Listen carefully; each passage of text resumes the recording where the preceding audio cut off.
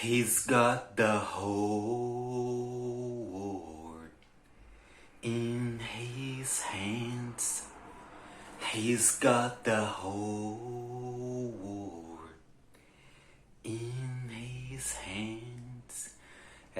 Pessoal, nós tivemos o Extreme Rules do ano de 2022 e nós tivemos finalmente o retorno dele, Bray Wyatt. Eu vou comentar com vocês a respeito desse Premium Live Event sobre o Bray Wyatt, mas antes disso, não se esqueçam para deixar aqui nos comentários aquilo que vocês acharam de tudo isso, a expectativa que vocês têm, tanto pro Bray Wyatt quanto pro produto da WWE daqui pra frente. E claro, o like. Por favor, deixem um like. Isso ajuda e mostra que vocês gostaram desse estilo de vídeo simples, mas feito de fã para fã, para conversar com vocês a respeito desses assuntos tão interessantes. Bom, vocês sabem que tem um tempão que eu não faço vídeo aqui no canal, até por falta de motivação mesmo. Ao contrário de muitas pessoas, essas mensagens enigmáticas mostrando a possível aparição de um lutador já não me empolga mais, sabe? Eu já prefiro ver o retorno de uma vez. Eu já tive as minhas épocas de me empolgar com esse tipo de coisa, mas hoje em dia não me empolgo mais. Então eu falei assim, se o Bray Wyatt voltar, eu comento a respeito, tá bom? E voltou, então eu vou comentar a respeito. Mas nós tivemos o pay-per-view, né? O Extreme Rules. Nós abrimos o combate, nós abrimos com o combate de 3 contra 3 entre o Imperium e os Brawling Brutes, que foi um combate de mesma estipulação daquele que foi Sheamus e Drew McIntyre lá no SmackDown, na qual o vencedor poderia enfrentar o Roman Reigns no Clash of the Castle pelo título, que é um combate onde se pode utilizar alguns objetos com a temática mais irlandesa. Pareceu nesse combate um Tornado Tag Team Match. Eles até usaram um pouco dessas armas, mas nem precisam. Até porque Gunther e Sheamus não precisam de armas para serem físicos, para serem violentos. Eu gostei muito desse combate porque aproveitaram todos os lutadores. E por aproveitar todos os lutadores, nos momentos em que Sheamus e Gunther se enfrentavam, parecia que nós estávamos vendo algo extremamente especial acontecendo. E eu gosto bastante disso. No final, o Brawling Brutes acabaram vencendo sem que o Gunther recebesse o pin. O Sheamus, inclusive, aplicou o Counter Cross, né, seu antigo finalizador, no Gunther em cima da mesa de comentaristas, mas acabaram que não foi o Gunther que levou a finalização. É legal porque eu acredito que no Crown Jewel nós devamos ter o combate final entre Sheamus e Gunther, né? Então vai ser interessante ver. E a stable do Sheamus teve direito a ter uma vitória, até porque eu não acredito que o Sheamus vai vencer o título intercontinental no final, mas ele vai sair extremamente forte, não só por esse combate, mas também pelo desempenho que ele teve contra o próprio Gunther no último Friday Night SmackDown. Então, um ponto positivo. Um ponto positivo que eu não posso dar, sem dúvidas, é o combate válido pelo título feminino do SmackDown, Ronda Rousey contra Liv Morgan, que teve a estipulação Extreme Rules Match. A Ronda Rousey é boa, mas é inexperiente. Ela precisa de um adversário para ajudá-la nos combates. Algo que, obviamente, a Liv Morgan não poderia fazer. A Liv Morgan, ela não tem aparência, presença ou habilidades de uma campeã. Ela parece uma menininha frágil. E um adversário como a Ronda Rousey e uma estipulação como essa é como se fosse uma kryptonita para ela. Então o combate foi mais ou menos, não foi desastroso, não foi ruim. Foi interessante ver o público meio que fazendo as pazes com a Liv Morgan, já que teve um tempo que ela começou a ser vaiada. Mas no final a Ronda Rousey acabou vencendo, fazendo com que a Liv Morgan desmaiasse. Parece que, eu não cheguei a assistir, mas parece que a Liv Morgan no backstage, que é um vídeo que está disponibilizado no canal do YouTube da WWE, parece que ela está sinalizando uma possível mudança de personagem, né? Talvez uma continuidade com a história envolvendo a Ronda Rousey, pode ser, eu não sei o que pode se seguir para a Ronda Rousey se a rivalidade dela com a Liv Morgan acabar agora. Até porque a Shayna Baszler ainda tem enfraquecida, né? Graças também à própria Liv Morgan. A Shayna Baszler perdeu para a Liv, né? Talvez a Charlotte Flair volte, talvez o Ronda Rousey e Liv Morgan continuem rivalizando. O fato é que eu não sei para onde nós vamos com essa storyline pelo título feminino do SmackDown, mas fiquei feliz porque a Ronda Rousey venceu. Eu realmente não consigo ser fã da Liv Morgan, tá? Nós tivemos o terceiro combate, que foi o Strap Match entre Drew McIntyre e Karrion Kross. O combate em si demorou para começar porque o Kross não queria amarrar o seu braço. Então eles tiveram meio que uma brawl, mas depois o combate aconteceu, foi um combate quase como se fosse um combate de Monday Night Raw, durou em torno de 10 minutos e com a interferência da Scarlett, o Karrion Kross conseguiu derrotar o Drew McIntyre. Muitas pessoas estão colocando a culpa na estipulação do combate. Não, na verdade o combate ele não limita os dois, tá? Apenas faz com que um fique amarrado com o braço com o outro, eles poderiam fazer outras coisas. O problema é o Karrion Kross, pessoal. Se vocês não entenderam ainda, porque gostam do personagem dele, e é compreensível, porque a temática do personagem dele é interessante, mas vocês não entenderam ainda, vocês ainda vão entender. Ele vai participar de muitas lutas importantes, e infelizmente, não falo isso com gosto, mas infelizmente vocês vão ver as limitações que ele tem, principalmente porque ele é o Rio, ele tem que dominar grande parte da luta, então a luta acaba sendo comprometida. E claro, também o tempo não ajudou, foram apenas 10 minutos, mas o resultado é isso mesmo. Se eles querem manter o Karrion Kross forte e credível, ele não poderia perder no seu segundo combate de retorno e primeiro combate em um evento especial, né? O Drew McIntyre, ele nunca mais vai vencer nada mesmo, pelo menos ele continua sendo protegido e já é uma boa coisa, né? Ele não poderia vencer o Kross a essa altura mesmo, não. Nós tivemos o combate válido pelo título feminino do Raw, que foi uma ladder match entre a Bianca Belair e a Bayley. Foi um combate muito interessante, foi bem melhor do que o combate pelo título feminino do SmackDown. Obviamente, eu tenho um problema com combates de ladder match, que é a questão do selling. O lutador ou a lutadora acaba de levar um golpe muito potente envolvendo uma escada, mas rapidamente o lutador que levou o golpe tem que se levantar rápido, porque senão o adversário vai pegar a escada e vai pegar o título. Isso me incomoda bastante, mas durante o combate o restante da Damage Control chegou para tentar ajudar a Bayley, mas não adiantou nada. A Bianca Belair conseguiu sobreviver com uma boa performance e se mantém como campeã. Eu sei que isso desagrada muita gente e eu não vou ser hipócrita aqui e dizer que quem se desagrada com isso está errado, tá? Os argumentos estão lá, seja porque a Bianca Belair é super over, seja porque a Bayley é mais interessante, seja para dar credibilidade ao Damage Control, eu entendo tudo.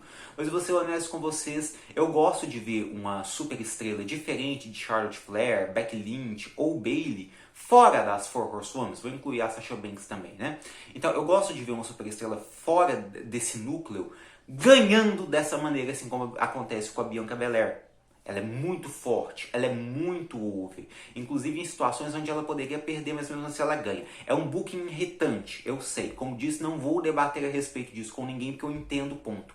O ponto que eu estou tentando colocar eu gosto de ver uma lutadora fora das Four Horsewomen ganhando esse tipo de destaque, tá?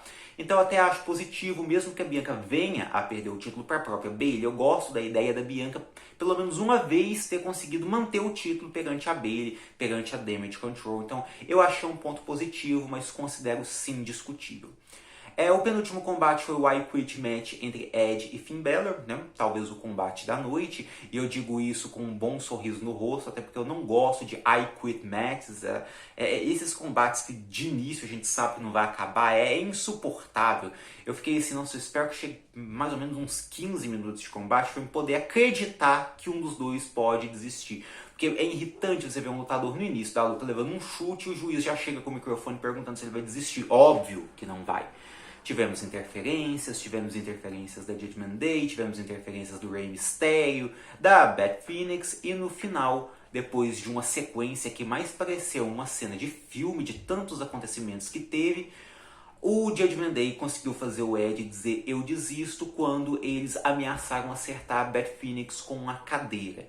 Então eu achei isso muito interessante. Não é original, já aconteceu na WWE, mas não deixa de ser eficiente. Talvez a rivalidade deles continue. Muitas pessoas especulam que graças a isso nós vamos ter um combate misto ou algo do gênero. Eu gostaria que aproveitasse a oportunidade para colocar a Rhea Ripley e a Beth Phoenix para lutar uma contra a outra. É isso que eu gostaria. Mas se continuar a rivalidade, nós tivemos um combate misto, então tudo bem. Destaque para o Finn Balor, que parece que agora com o Triple H vai voltar a ter um certo destaque. Ele fez uma entrada especial, com uma máscara especial e venceu o Edge, né? De uma maneira heel, mas venceu. O Edge é praticamente invencível. Se o Edge enfrentar o Brock Lesnar ou o John Cena no one-on-one, ele vence limpo. Esse atual Edge vence. Eu acho que quase que ninguém vence esse atual Edge limpo. Praticamente ninguém. Talvez só o Drew McIntyre, se fosse um combate totalmente limpo. Mas tudo bem, né? Então nós vamos pro último combate da noite, o Fight Pit Match entre Seth Rollins e Matt Riddle, que é um combate que eu estava curioso para assistir. Só tinha havido 2 combates assim, eu acho que na WWE, e os 2 foram muito bons. Esse foi o menos bom, até por causa do estilo do Seth Rollins, que tem um estilo mais performático, de wrestler mesmo. Mas o combate não deixou de ser interessante e venceu quem deveria vencer, o Matt Riddle. Cabe lembrar, Daniel Cormier, que foi o juiz, né? A gente conhece, sabe muito bem quem que é, o lutador do UFC. Não sei se ainda luta, eu não acompanho muito o UFC. Eu sei quem é o Daniel Cormier, mas eu não acompanho, não sei se ele ainda luta. Se ainda luta, ele precisa fazer uma malhação, né? O Daniel Cormier tá em péssima forma física, né? Mas o Riddle venceu, ele conseguiu fazer o Seth Rollins dar tap out, e com certeza eles vão ter um confronto final lá no Crown Jewel, né? O Rollins que vai lutar no próximo Monday Night Raw contra o Bob Lashley, né? Será que ele vai aproveitar esse momento de derrota para perder de novo e vender a história de que está por baixo para depois lá no Crown Jewel ele dar a volta por cima? Vamos esperar. Mas antes que o Premium Live Event acabasse, eu já esperava que o Bray Wyatt fosse retornar. As referências do White Rabbit estavam óbvias, né? Então agora as referências praticamente contam aquilo que vai acontecer. Mas, mesmo óbvio, não impediu de ser sensacional. Porque basicamente as luzes da arena se apagaram, a crowd fez o que faz melhor, né? Que é iluminar com o celular, e começou a ser cantada a tradicional música que o Bray Wyatt tornou popular lá em 2014. He's got the whole world in his hands. Ele tem o mundo na palma de sua mão. E nisso começou a aparecer os personagens da Firefly Funhouse, dessa vez materializados, né? Pessoas fantasiadas, né?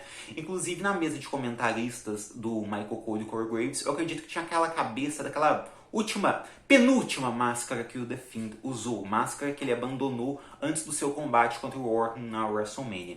Eu acredito que foi isso mesmo.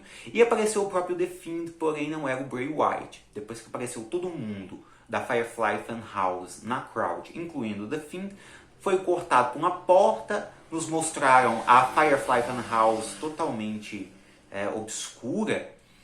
E depois essa porta se abriu, essa porta que eu referi, e apareceu um homem mascarado, parecendo Bray Wyatt, segurando aquele lampião, né? E depois ele tirou a máscara e é de fato o Bray Wyatt, que terminou o Premium Live Event semelhante ao seu antigo personagem, The Eater of Worlds, né? O Devorador de Mundos. E parece que nós vamos ter um stable do Bray Wyatt com esses membros da Firefly Funhouse. De qualquer maneira, o retorno foi muito bem feito, foi excelente. Esse retorno não aconteceu durante um combate, assim não tornando obrigatório que o Bray Wyatt já enfrente um lutador aleatoriamente. Não, a gente primeiro é apresentado ao Bray Wyatt, aí depois ele mostra porque ele voltou e aí sim ele se rivaliza com alguém. E que, por favor, deixem ele longe da rota dos títulos. Pelo menos por enquanto, tá bom? Vamos ver como vai funcionar esse novo personagem dele, se vai ser totalmente igual ao seu primeiro personagem, ou se vai ter um pouco de cada coisa. Vamos ver também na questão dos bastidores, né? Se tudo vai ser ideia deles, se o Triple H vai colaborar, se não vai ter nenhuma treta entre eles, porque o Bray Wyatt é dito que é uma pessoa um pouco complicada de se trabalhar, não sei se isso é verdade, isso são rumores, tá? Então eu espero que seja algo positivo. Bray Wyatt é um lutador que por muitos anos conseguiu conquistar muito público pela sua genialidade. Porém, o ponto forte do Bray Wyatt é se promover, é deixar os fãs na expectativa. Na hora de entregar, foram poucos momentos interessantes que nós tivemos dele ou duradouros, né? Eu tenho medo desse grande momento do Extreme Rules ter sido o ápice. Eu espero estar enganado. Mas diz aí você o que você achou desse Premium Live Event. Deixa o like, pessoal, se você tiver gostado do vídeo. Até a próxima. Tchau!